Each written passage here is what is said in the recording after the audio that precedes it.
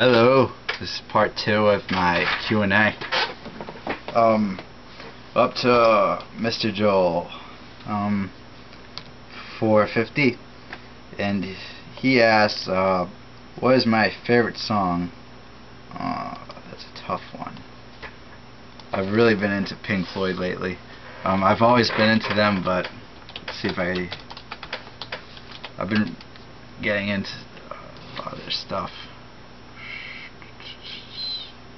I've been getting in Echoes lately. I think that's been becoming my favorite song of recently. Play some of that.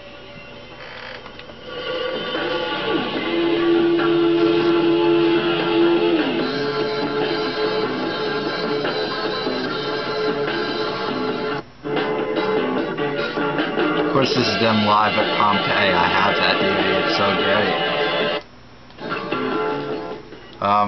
Another favorite song that's been my favorite for, well, one of my favorites for a long time is this one right here. It's from Tool. It's Enema.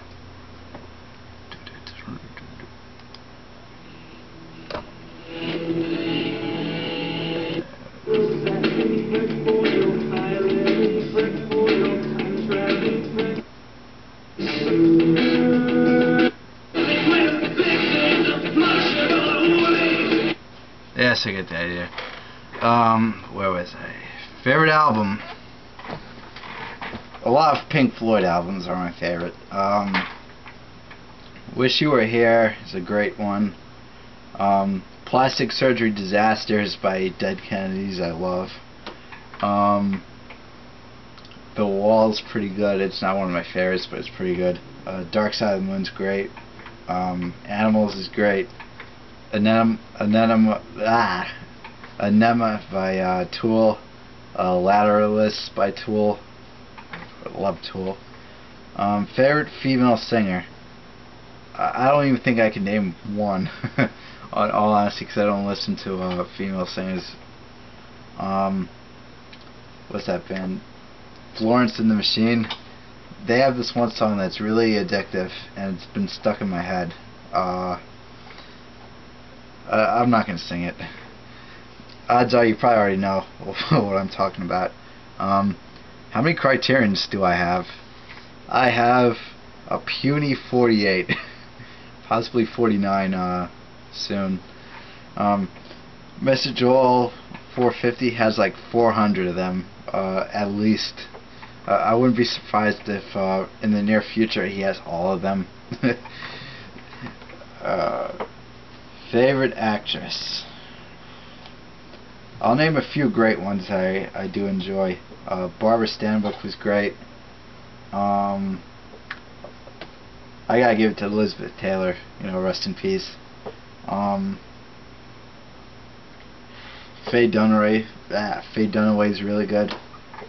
I think now would be Natalie Portman's really good. I really like Mila Kunis. What's some other ones? Audrey Hepburn's really good. Yeah, I really couldn't name any that really come to mind. Sorry. Some other day I could probably name a lot more. Favorite whore on a movie? On a movie? I think it means in a movie. I like Volpina in Armored Core. She's just like the craziest whore ever. Barbara Stanwyck in Double Indemnity is great. I'll go with Barbara Stanwyck in Double Indemnity. I love that movie. Of course, I mean the original. I know it's been remade for TV. She's not in the remake for TV, but I know about it. If you could be a woman for a day, what would you do on that day? I got a question about this one. Do I have my own mind, or do I have a woman's mind? Because I think my day would be a lot different if I had a woman's mind. Because if I had a man's mind, I would knowingly do stuff like I'd go gold digging, like, hey, could you buy me this, you know, whatever. I could really use a new car. Yeah, I think I'd go that. I go to bars just to see what it's like to be hit on. Have a few free beers. I don't know if I'd be attractive or not. This is getting creepy. Let me do something else. And last one. Well, this one isn't a question, but this next one is the last one. Is Art Chataway 87. It's become a good pal of mine. Comments on all my videos. Has a great taste in movies. Recommend checking out his page. What is the oldest film you have ever seen? Oldest film I've ever seen.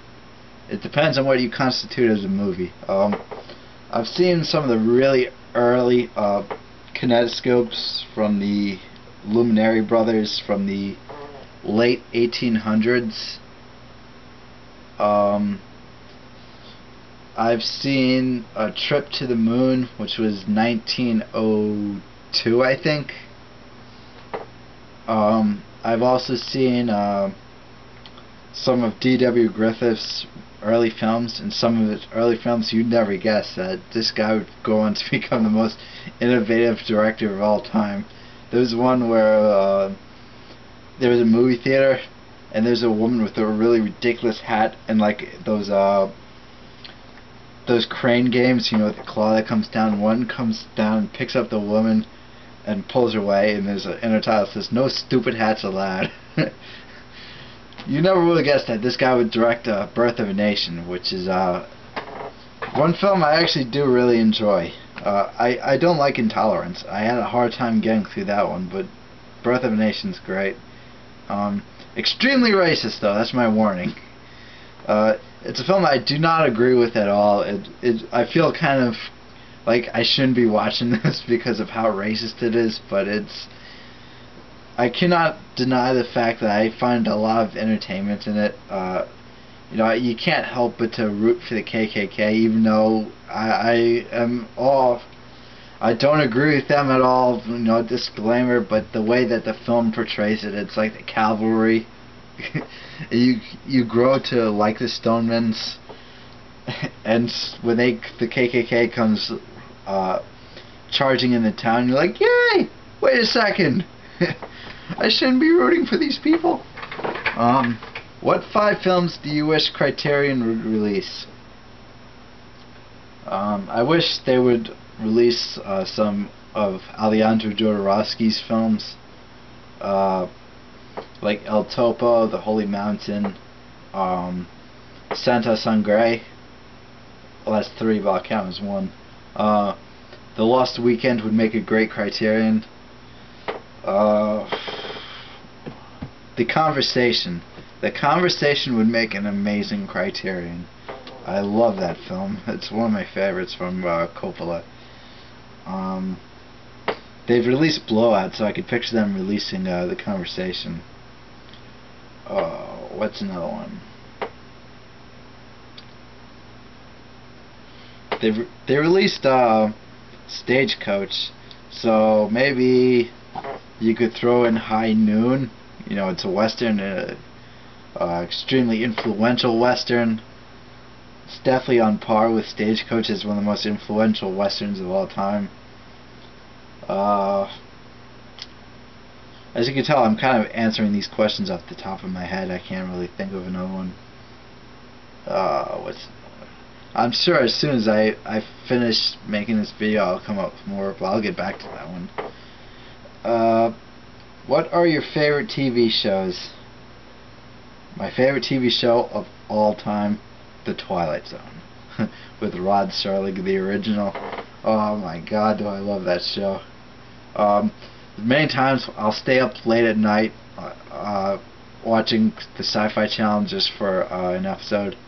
I've been always too lazy to pick up the complete box set. I'll pick it up sometime in the near future. And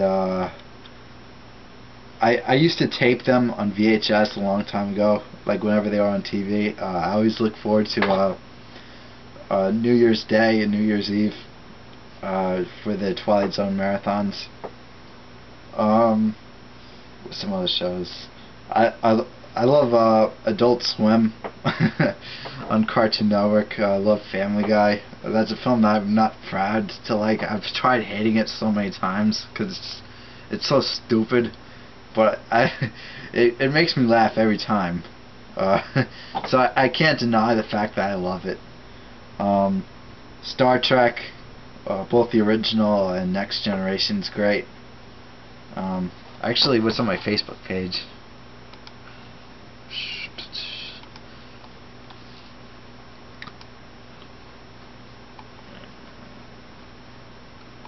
There we go. Mystery Science Theater 3000. Oh my god, I love that one. The Walking Dead, I loved.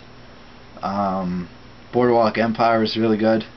Like Married with Children, Seinfeld, South Park, Maury. That about tells it all. What is the most disturbing film I have ever seen? I want to say Sallow, but I really wasn't disturbed by that. It's not a movie, but I saw this one video in Health when I was a senior many years ago, back in 2007, when there was a guy who was in an accident and he was all drunk and they had to pump his stomach. And for some reason they had to pump this like black chalk like stuff into his stomach, and that's the I couldn't watch. I felt like I should be wearing those eye things that Alex is wearing in A Clockwork Orange. I know I've used that reference before. There's some films I own just for the sake of owning, and one of them is Faces of Death, which is a hysterical movie. I'm not even kidding. Like, the real life human deaths are so fake, it's hilarious. I crack up laughing watching that one. But there's some of the stuff they show actually is real, like the World War II footage of the Holocaust. That stuff's real. But one thing I really found disturbing, which I can't watch now, was when they went inside a morgue and they went to the autopsy room, and there was a bunch of dead bodies everywhere, and you could see their guts and their brains and like blood everywhere. It was so disturbing to watch. I can never be a doctor because that stuff really disturbs me. And last question, what are my 5 favorite films? Number 5, Sam Peckinpah's The Wild Bunch. I love that film so much. I used to never watch westerns. I mean, I watched The Good, the Bad, and the Ugly, and maybe something else, but that was really about it. But I watched The Wild Bunch, and I loved it so much that it actually really turned me on to the genre. And I don't love the genre, but I definitely like it. I've seen so many great ones, like the John Ford westerns. High Noon is one of my favorite westerns. Yeah, so it really kind of changed my movie-going experience. Number 4 is Das Boot. Love Das Boot so much. Of course, I prefer the original uncut version, but the director's cut I got for free, so I'm just kind of making do. Into the uncut Blu-ray comes out in June, I believe. You can bet I'll be picking that one up. I love that movie so much. Number 3 is a tie between Godfather and Godfather Part 2. It used to be just Godfather Part 2 because I like that one so much more than Godfather, but the first Godfather has really been making a comeback into a... I just thought of another criterion. Wait a second, let me just finish this one. But the Godfather's really been making a comeback to the as good as Part 2. I just thought of another criterion that'd be great in the collection, and it's Battleship Potemkin. one of the best silent films ever made. And my God, would that be such a great criterion. Eisenstein is in the collection, but they don't include. But Battleship Potemkin's not in there. Number 2, Doctor Strangelove. By the way, I was gonna do a top 20 favorite films, or a top 30, and this is kind of spoiler material.